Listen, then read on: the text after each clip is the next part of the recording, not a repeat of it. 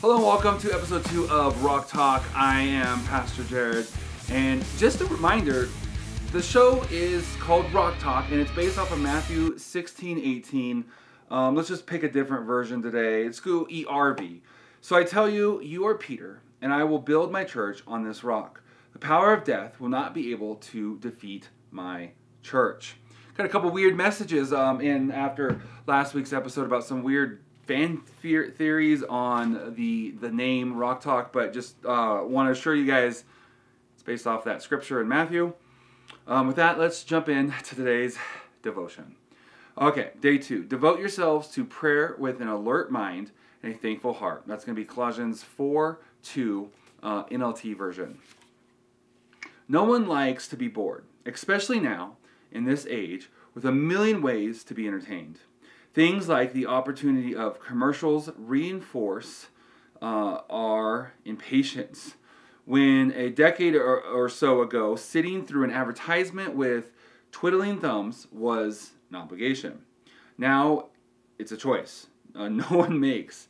Keep the entertainment going, we say. So basically the idea there for some of you, if you're a little bit younger, you may not understand this concept, but commercials used to be mandatory. You couldn't skip through them. There were no ad blockers, which I think now it's kind of come around again. Like streaming has almost become the new TV, because now I think about it, like I remember like the first time my kids sat down and like watched TV at like grandma's house and were like, what, skip this, what is this? But now I think it's back now. Like Netflix has ads, Hulu has ads. It doesn't matter. Used to, you either had it for free and you had ads, or you paid and you didn't have ads. It seems like they all have ads now.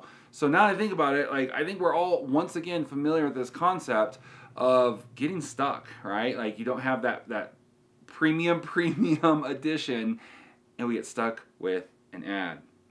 Okay, so she goes on to say, by the way, we're still in Upon Waking with Jackie Hill Perry. Then there's the wonderful, terrible invention of social media that entertains without ceasing, like the Colosseum in our hands. In one swipe, videos of a recipe, a 12-second sermon, a slam dunk, a knee on a neck, an article about nothing or everything, a riot at the Capitol, and a dog singing Sinatra. Just so easy at one tap, right? And it's funny because those sound random, but let's be honest. Scroll through YouTube or TikTok or whatever, that's not that random. That's actually pretty tame compared to some of the random stuff that can come up. It's no wonder that when it's time to pray, the length and consistency of the prayer suffers under the weight of a mind that's completely uncomfortable with boredom. In whatever quiet place you've chosen, in your car or in your closet, you sit or lie, kneel or stand, closing your eyes, you begin, as usual, Our Father, or something like it. When you remember you forgot to get some paper towels for the kitchen, who art in heaven, then there's the online meeting you have on Thursday. Hallowed be your name. And why didn't Daddy buy the bike you asked for when you were 12? At that point, you have two options. Keep sitting with God in the silence of everything, or give in to the noise in your mind, in which you are, if you're honest, feels more entertaining than intimacy. Think of boredom during silent prayer as an act of purification. One pastor recommends, in this uneventful moment, God purifies us of all the false god of good feelings. Silent prayer is often something I want to avoid because it forces me to exercise the demons of excitement, stimulation, and distraction. On some level, regarding discipline over your prayer life will happen as you rediscover the beauty of boredom. As long as you need to be doing, writing, reading, laughing at, watching something to have joy, prayer will be of no interest to you. But if you pause and remember the beginning of the prayer again, Our Father, who art in heaven, hallowed be your name, you will remember God. The aim of every prayer, whether it is in a closet or a car, the one to whom you speak is holy in heaven, transcendent in nature, yet relational and therefore near to you. His child. He is most interesting, most intriguing, not entertaining per se, but completely worthy of your mind's focus. And trust me, distractions will happen. It's part of what it means for you to be you. But every time your mind wanders, just find your way back to God again and again. It's actually funny. So I'm not pre-reading these.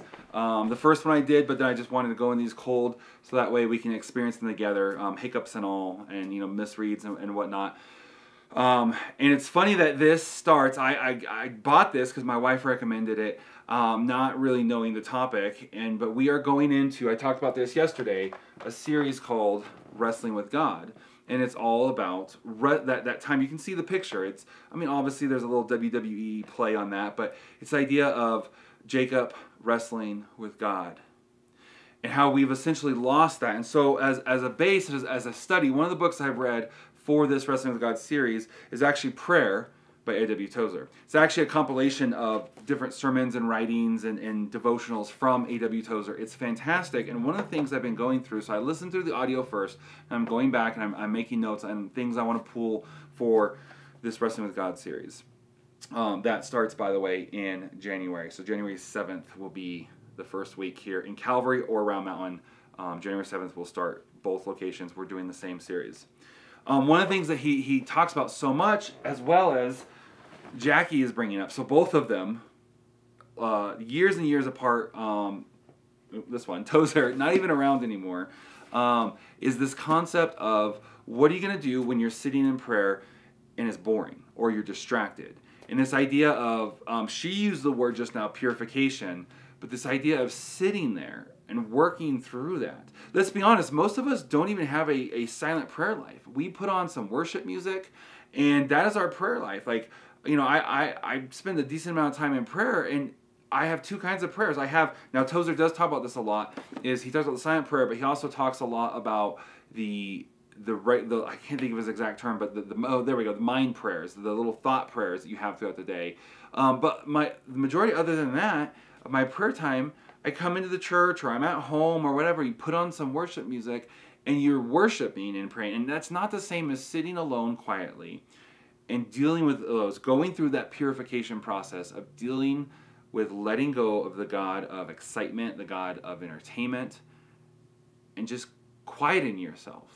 I think very few of you watching this, some of you, yes, especially if you're a little bit older and you're not used to this whole constant need for streaming music while you're listening, and you were before the term soaking became so popular, you probably have a better handle on this than the rest of us. But this idea of spending time alone, quietly, offering that sacrifice to God, just you and a Bible, and you and your prayer time, no other distractions, your phone isn't turned over face down, it's gone, it's away, it's in another room, and that time you set aside, and got distracted, got distracted, got distracted, getting anxious, getting sad, what is going on here, do I have a message, and battling those over and over and over for whatever it is, your 5 minutes, your 10 minutes, your 30 minutes, your hour, whatever your time is, and then doing it again tomorrow, and then again the next day.